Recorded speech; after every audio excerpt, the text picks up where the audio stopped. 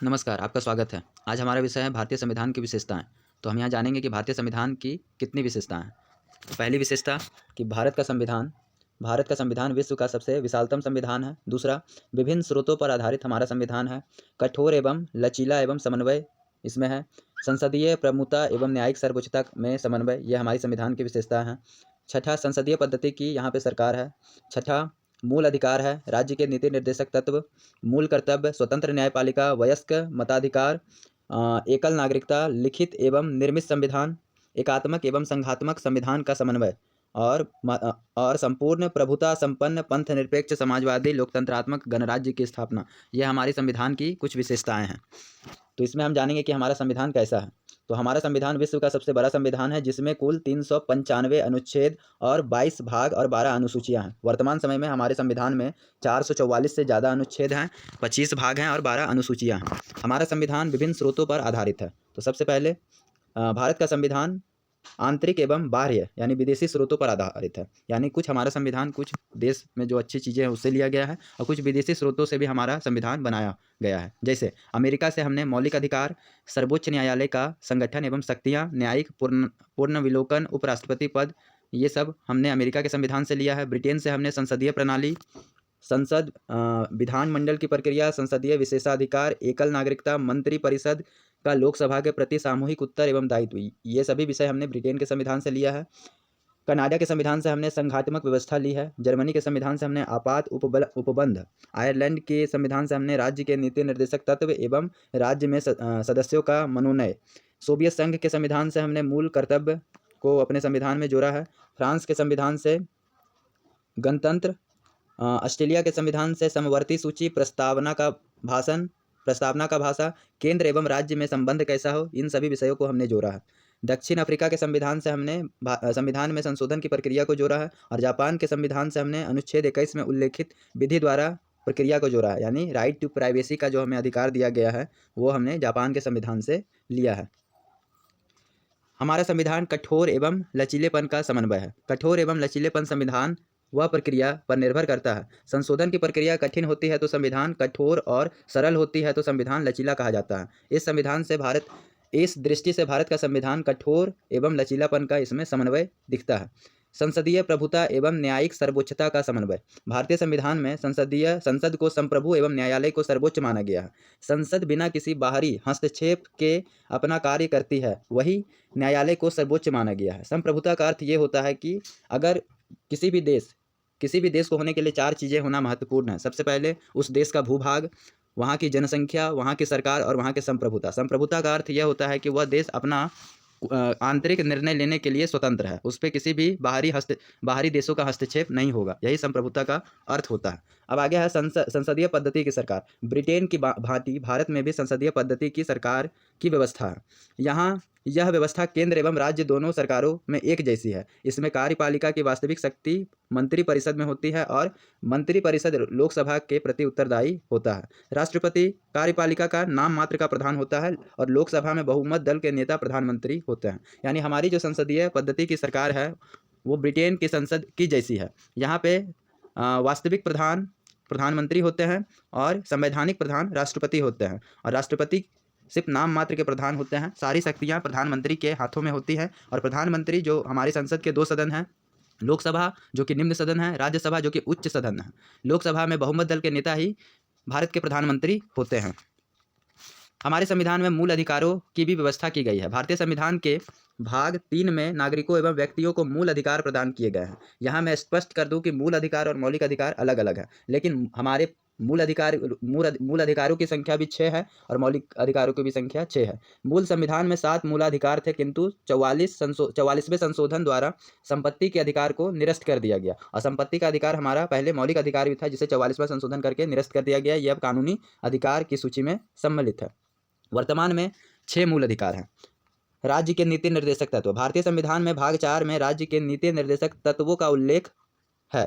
राज्य अपनी नीतियों को निर्धारित करते समय इन निर्देशक तत्वों को प्राथमिकता प्रदान करता है। इसका उद्देश्य लोक कल्याणकारी राज्य की स्थापना करना है। मतलब राज्य भविष्य में या अपने राज्य की जनसंख्या के लिए यानी लोगों के लिए कल्याणकारी योजना बना सकता है। अब भारतीय संविधान में मूल कर्तव्यों को भी जगह दी गई है। तो 42वें संविधान संशोधन द्वारा एक नया भाग 4 क यानी 4 क एक नया अनुच्छेद 51 क को जोड़ा गया, जिसके अंतर्गत मूल अधिकारों की संख्या पहले 10 थी, लेकिन सन 2002 में 46वें संविधान संशोधन के द्वारा मूल अधिकारों में 11 मूल अधिकार हो गए। वर्तमान समय में मूल कर्तव्य 11 है। माफ़ कीजिएगा, मैंने यहाँ मूल अधिकार को बता दिया। हमारे संविधान में स्वतंत्र न्यायपालिका की भी स्थापना की गई है। तो भारतीय संविधान में न्यायपालिका को अपना कार्य निर्बाध एवं दबाव मुक्त करने की पूर्ण स्वतंत्रता प्राप्त है। न्यायपालिका की स्वतंत्रता में किसी भी संवैधानिक निकाय का हस्तक्षेप पूर्णतः वर्जित है। यानी हमारे संविधान में एक स्वतंत्र न्यायपालिका है जो कि किसी भी आदेश को किसी निर्बाध एवं दबाव मुक्त स्थिति से वो देती है, यानी वो किसी भी सरकारी संस्था के अंडर में नहीं आती है।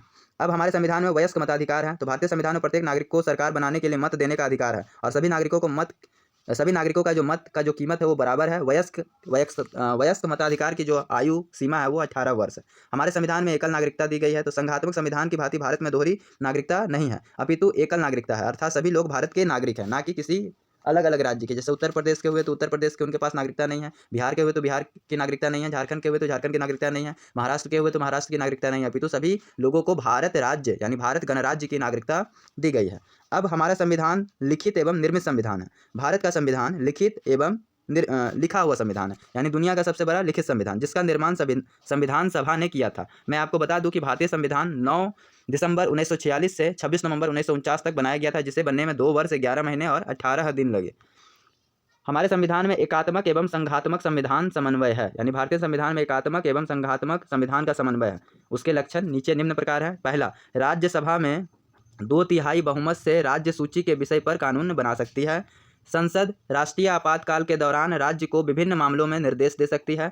तीसरा, राज्य में संवैधानिक तंत्र की विफलता पर राष्ट्रपति केंद्र की सलाह पर राष्ट्रपति शासन करके राज्य का प्रशासन अपने हाथ में ले सकता है। और किसी भी राज्य में राष्ट्रपति शासन लगाने के लिए जो धारा लगाई जाती है, धारा 356 उसे कहा जाता है। वित्तीय आपातकाल की स्थिति में राष्ट्रपति राज्य की वित्तीय शक्ति को नियंत्रित कर सकता है।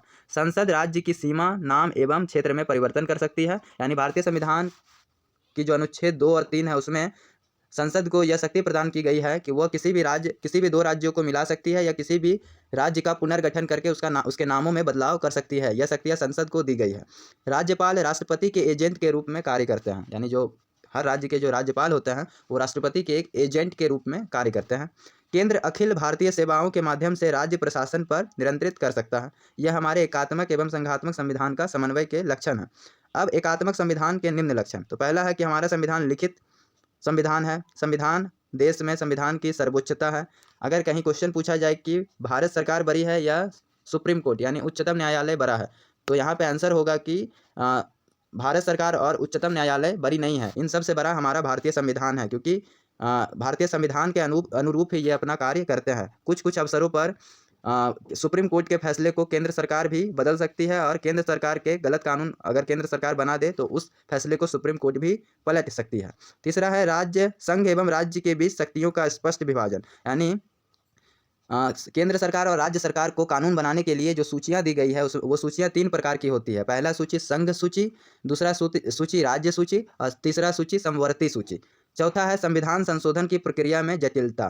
पांचवा है स्वतंत्र न्यायपालिका एवं सभी अंगों के से पृथककरण, यानी हमारी जो न्यायपालिका है वो स्वतंत्र है और सभी जो अंग है सरकारी अंग है उनसे वो अलग है और वो अपना आदेश दबाव मुक्त तरीके से दे सकती है। और छठा है केंद्र एवं राज्य में पृथक सरकारें, यानी केंद्र की एक अपनी सरकार होती है और राज्य की अपनी सरकार होती है और इन दोनों में समन्वय भारतीय संविधान के द्वारा ही स्थापित होता है। अब हमारे संविधान की प्रस्तावना में कुछ शब्द आता है जो कि संपूर्ण प्रभुत्व संपन्न, पंथ निरपेक्ष, समाजवादी, लोकतंत्रात्मक गणराज्य की स्थापना। तो इन सभी शब्दों का मतलब हम यहाँ समझ लेते हैं। तो सबसे पहले संपूर्ण प्रभुत्व संपन्न, इसका अर्थ यह हुआ कि भारत किसी भी बाहरी नियंत्रण से सर्वथा मुक्त है और अपनी आंतरिक एवं विदेश नीति के निर्धारण में वह पूर्णतः स्वतंत्र है। यानी भारत का जो आंतरिक फैसला होगा और भारत की जो विदेश नीति होगी वह पूर्णतः स्वतंत्र होगी, इसमें किसी भी बाहरी देशों का हस्तक्षेप नहीं होगा। अब एक शब्द आता है समाजवादी। तो मिश्रित अर्थव्यवस्था के माध्यम से समाजवादी राज्य की स्थापना पर बल देता है। समाजवादी का मतलब सभी को बराबर अधिकार देना या जो लोग ज़्यादा अमीर हैं और जो लोग कुछ गरीब हैं तो सभी को बराबर मानना। अब आगे आता है पंथ निरपेक्ष। भारत किसी भी धर्म विशेष को राज्य धर्म के रूप में घोषित नहीं करता, बल्कि सभी धर्मों के साथ समभाव एवं समान व्यवहार करता है। लोकतंत्रात्मक, यानी भारत एक लोकतंत्रात्मक राज्य है क्योंकि देश का शासन जनता द्वारा निर्वाचित प्रतिनिधियों के माध्यम से संचालित होता है। और गणराज्य, भारत एक गणराज्य है क्योंकि यहाँ का राष्ट्रीय अध्यक्ष यानी राष्ट्रपति ब्रिटेन के क्राउन की भांति वंशानुगत ना होकर निर्वाचित होता है। इसका मतलब ये हुआ कि भारत गणराज्य इसलिए है क्योंकि भारत के जो सर्वोच्च नेता होंगे जो कि हमारे राष्ट्रपति हैं, उनका भी चुनाव करवा कर ही उन्हें चुना जाएगा। वो किसी राजा के बेटे पोते नहीं होंगे। धन्यवाद।